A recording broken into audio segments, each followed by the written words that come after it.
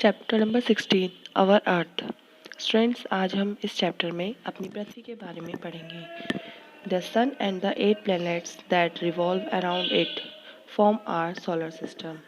सूर्य और इसके चारों ओर घूमने वाले 8 ग्रह हमारे सौरमंडल का निर्माण करते हैं। Our planet the earth is one of them. और हमारा ग्रह पृथ्वी भी इनमें से एक है। दैट मीन्स कि यहाँ पर आपको बताया गया है जो ब्रह्मांड है, जो सोलर सिस्टम है, उसमें 8 प्लैनेट्स पाए जाते हैं, 8 ग्रह पाए जाते हैं और साथ में एक सन भी पाया जाता है। और इन 8 ग्रह में से एक ग्रह हमारा पृथ्वी भी है। The earth is made up of land and water. और जो हमारी पृथ्वी है वो भूमि और जल से मिलकर बनी है। Look at the picture of the earth shown here. अब आप अपनी बुक में देखेंगे, आपको राइट हैंड साइड पे एक पिक्चर दिखाई गई है। ये पिक्चर है पृथ्वी की।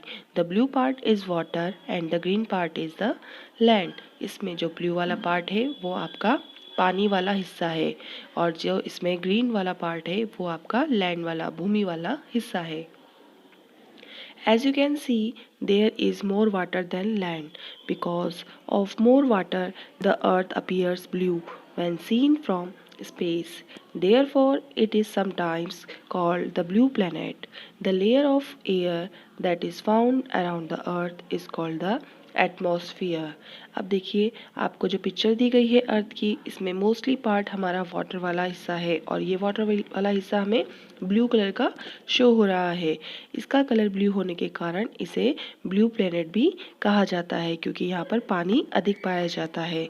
ठीक है। और हमारी पृथ्वी के चारों तरफ जो हवा की लेयर है, हवा की परत है, वो हमारी एटमॉस्फेयर कहलाती है। The world around us in wonderful it are world there is land water and sky. और हमारा जो ग्रह है, हमारी जो पृथ्वी है, हमारी दुनिया है, वो एक अद्भुत दुनिया है। हमारी दुनिया में भूमि, जल और आकाश पाए जाते हैं। स्टूडेंट्स, अब हम पढ़ेंगे लैंड फॉर्म्स के बारे में। लैंड फॉर्म्स दैट मीन्स की भू आकृतियाँ। हमारी पृथ्वी पर कौन कौन सी भू आकृतियाँ देखने को हमें मिलती हैं। The land is not the same across the earth. At places it is flat. Such areas are called plains. Crops grow well in the plains. अब यहाँ पर आपको बताया गया है कि जो हमारी पृथ्वी है वो सभी जगह एक जैसी नहीं है। उसका कुछ पार्ट फ्लैट है जो कि प्लेन्स के रूप में जाना जाता है और इन प्लेन्स पर क्रॉप्स को उगाया जाता है। Land sometime rises to form mountains and hills. जैसे इसके कुछ पार्ट प्लेन है तो इसके कुछ पार्ट में माउंटेन्स और हिल्स देखने को हमें मिलते हैं। Hills are smaller than mountains. और जो हिल्स होते हैं वो माउंटेन से थोड़े छोटे होते हैं। The low land between two hills is called a valley. और दो हिल्स के बीच की जो जगह होती है उसे वैली कहा जाता है। At places the land is brown, dry and sandy. Such land is now as desert.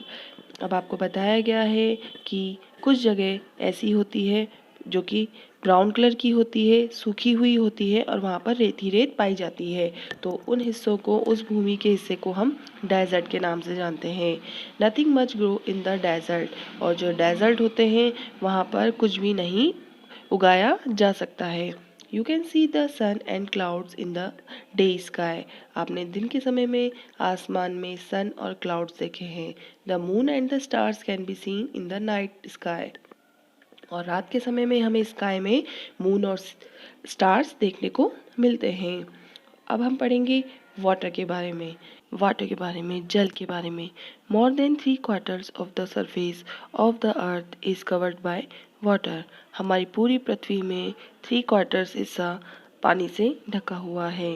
The river flow down the mountains to form waterfall, lakes, seas and oceans. और जो रिवर है वो पर्वतों से, पहाड़ों से होते हुए वाटरफॉल के जरिए लेक्स, सीज और ओशन के जरिए आती है। When a river flow over rocks and falls from a height it forms waterfalls. और जो पानी ऊपर पर्वतों से होते हुए, रॉक से होते हुए ऊंचाई से नीचे की तरफ गिरता है वो वाटरफॉल्स कहलाते हैं।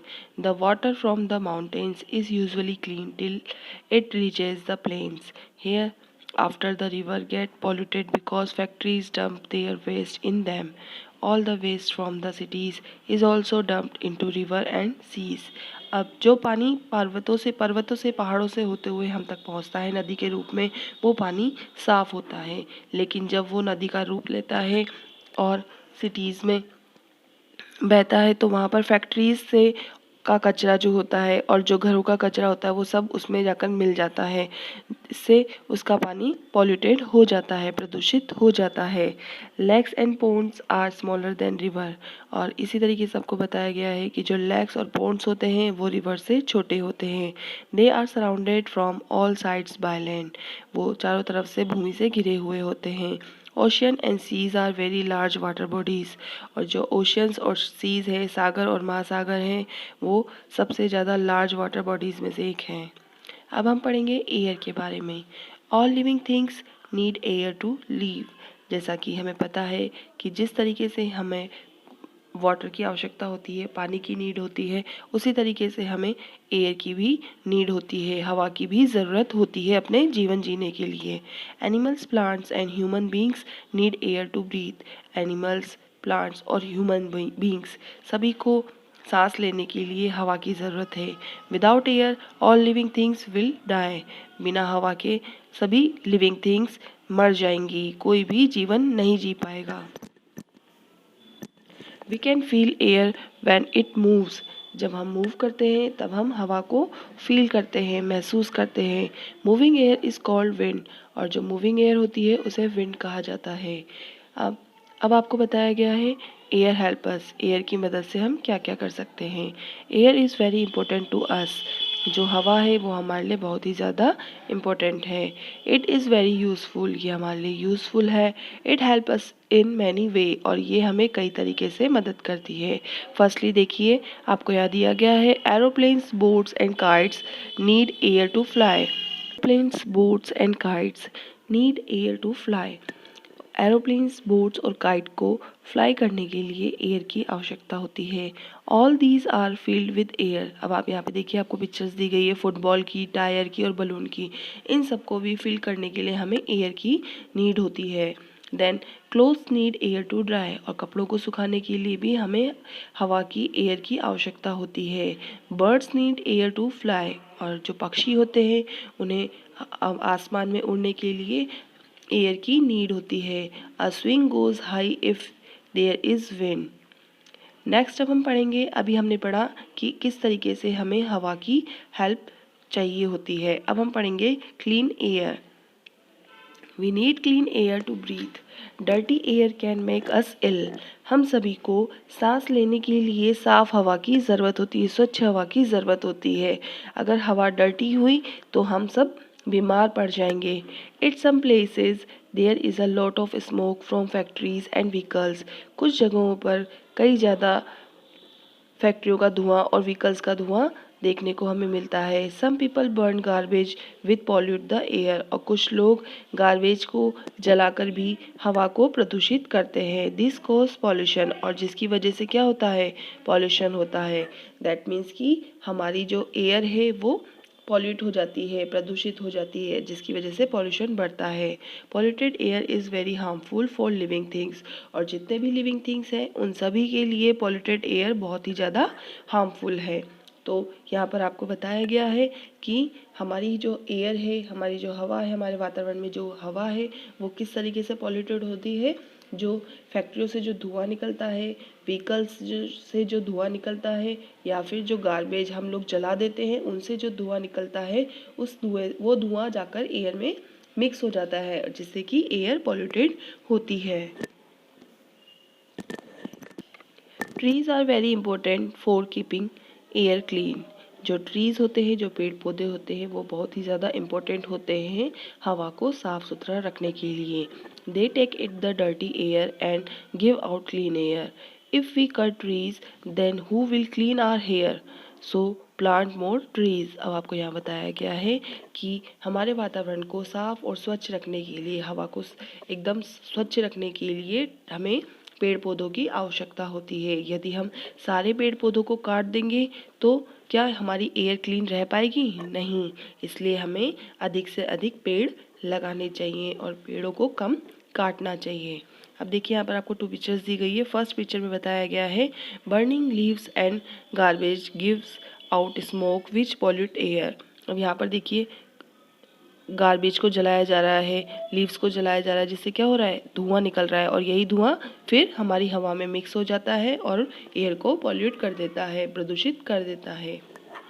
नेक्स्ट पिक्चर में देखिए आपको यहाँ पर दिखाया गया है cutting tree is bad for air. किस तरीके से पेड़ों को काट दिया जाता है।